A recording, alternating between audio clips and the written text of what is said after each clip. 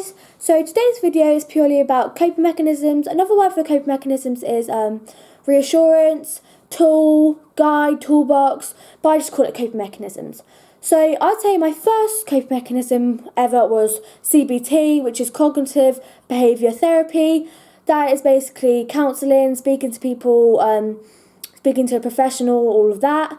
And after I did that, that's when I then understood emetophobia. Before I could do anything else, I just needed to understand it myself. And I'll say after about 3 months of going to CBT, that's when I started to finally understand what emetophobia is. That is then when I could take control. So obviously I've been battling with emetophobia for 2 years now, and I would say only about 4 months ago, that's when I finally took control. So yeah, before you can do anything, you need to understand it, then take control. Another coping mechanism is distraction. If I'm not distracted, then my mind's gonna be going wild. I'm gonna be thinking about everything. I'm gonna be thinking that I'm in this lesson, what's gonna happen? I'm gonna be sick. And if I'm gonna be sick, that person over there is gonna judge me, that group of people over there is gonna judge me, or I'm not gonna be able to run to the door because the door's all the way over there, so I've got to run across the whole classroom, or something like that. But if I'm distracted, then my mind is on different things and I'm not thinking about them bad cognitive thoughts. That is then when so distraction, I physically distract myself, which I do by gym. Some people might walk outside, walk around. Some people knit, some people write stories. I go on the trampolines, I go in the gym, I write stories. Some, like I said, distraction, physically distracting yourself. Even if it's just drawing, anything like that, distracting yourself. Then I mentally distract myself, which is reading, planning my future, organising, everything like that. When I say planning my future, I just think, like, if I miss this lesson, that's one little chip away from my future, because I have my dreams already, I have my goals set out, I know what I want to be when I'm older, I know what I want to do, and that's when I then think mentally, like, if I don't go to this lesson, that's a chip away. Or sometimes I think, no, I can't handle it, I'm not going to push myself. Or I think, like, distract myself, I'm going to think about the future because this is why I'm going to stay in this lesson. And in the lesson, for about 10 minutes, I'll be thinking, I'm in this lesson because I want to stay and I want to do this when I'm older and do this. And that's when I distract myself mentally. Another one is routine. I have the same routine. So basically, I like routine because if I do everything the same that I did yesterday, that means that this today is going to be the same as yesterday, which is a good day. Same bath routine, I bath at the same time, I go to sleep at the same time, I wake up at the same time, go to school at the same time. Routine is just reassurance that I'm going to get to school, I'm not going to be late, because if I go to school at the same time, that means I'm going to find my friends at the same time, I'm going to buy food at the same time, and I'm not going to be rushed, I'm not going to be late, and it's just the same as reassurance. I'd say for about 3-4 months ago in year 8, in year 8, which was last year, that what I used to do was I used to sit in the head of year office, and then the head of year office is in the atrium, which is a big open space, so you can see it from all directions, which is fine. And I used to sit out there for about one lesson, which is 50 minutes, because the morning was always the worst for me. So that's why it was really good at that point, because sitting out there for one lesson was great. I would sit out there and I would go to my second lesson and until the end of the day. But I'd say after about 2 months of sitting there, my teacher started getting in trouble. Her work colleagues were kind of like, if you're letting her sit there, then that's going to give her opportunity to miss a lesson. You need to be pushing her, basically, as they didn't understand what emetophobia was. I didn't understand what emetophobia was, so I couldn't then go, no, this is my safe place, I need to stay here for these reasons. So at that point, I literally had no answers. I was like, fair enough, I'll go. But that is when I had nowhere to go, so that's when I started going home. Or when I used to come into school at like 10:30, so I was missing the morning out completely because the morning was the worst. Obviously I had nowhere to go at that point because I couldn't go to the head of year, I couldn't go to first lesson, so I was like, sure, I'll just miss out completely. I'll go to school at 10:30 and then I'll just go straight to my like third lesson or fourth lesson. But that then took a massive chunk out of my attendance.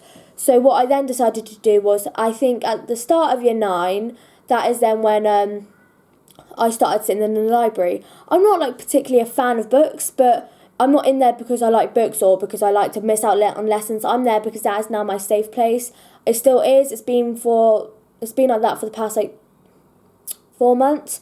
I just like to sit in there because that's my safe place. I know that if I'm feeling rough, I go to the library because it's open. The library at our school isn't just like books. It's you've got tables, you've got classes going there, you've got computers, and then you've got your books, and then it's really nice because there's a place for me to go. That's now my safe place. Sitting at the door, this might help you guys. One of my biggest worries was that if I'm sat at the end of that classroom and the door is at that side of the classroom, if I feel like I need to leave, I'm going to have to run in front of everyone, get to the door, and what if I push the door and it's a pull? What if I pull it and it's a push door?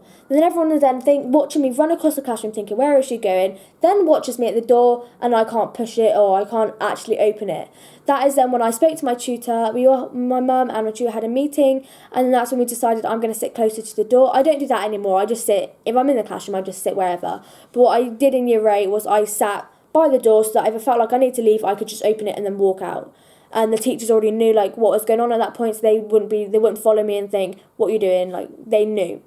So another distraction, which didn't help me but it might help other people, is writing in a journal, writing in like a diary, writing things down. So just for yourself, you don't have to show anyone. You can show your friends, family, or you can just completely secretive. You don't have to show anyone.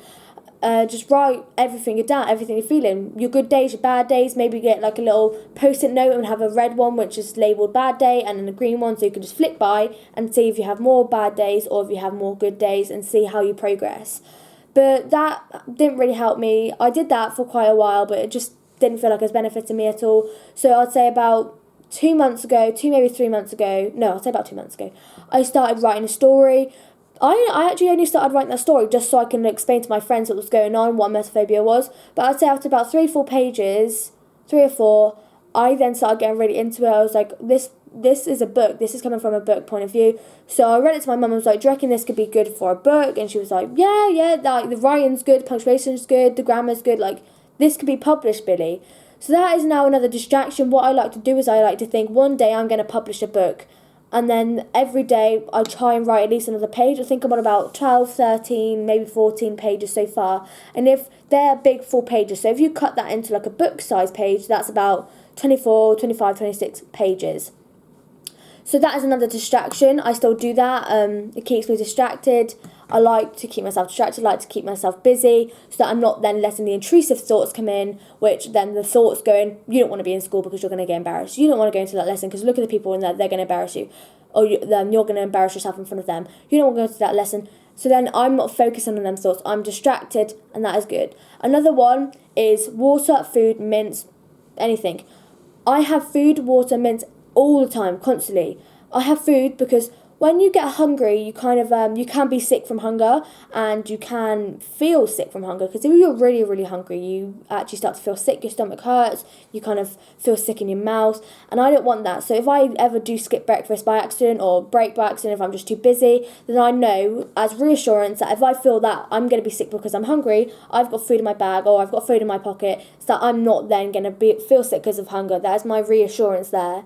Another one, which isn't as bad now, but it still is there at the back of my mind, is that in about year 8, I had the morbid fear of choking. I thought, I'm going to choke on noodles, popcorn, I'm going to choke on a dry throat, I'm going to choke because I've got a cough or something like that. I think I explained in my food video about the popcorn, but I didn't eat noodles because I thought I was going to choke on them. I constantly kept checking my throat, thinking, is my throat swollen? If it's swollen, I'm going to then not be able to breathe, and then I'm going to cough, choke, and it's just bad. So I always have a bottle of water either in my bag or in my pocket, so as reassurance there that if I do ever feel like I'm going to choke, I've got it there so I can then drink it and calm my body down. The last one, well, it's not like there's many more, but one of the main ones right now is my phone. Not because I'm a teenager and I like my phone, it's because it's then reassurance that if I need to come home, I can just text or ring my mum and she can come pick me up. Because if I didn't have a phone with me, how is my mum going to know to pick me up, and how is she going to know how my day is going? How is she going to know like if I want to come home or anything like that? So that is then reassurance, and keeping active, distraction, keeping active, having little.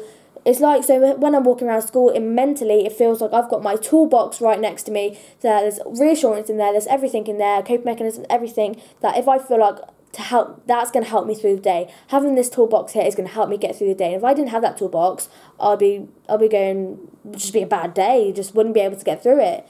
So yeah, that's what I do. It might help my coping mechanisms might be the same or different to yours.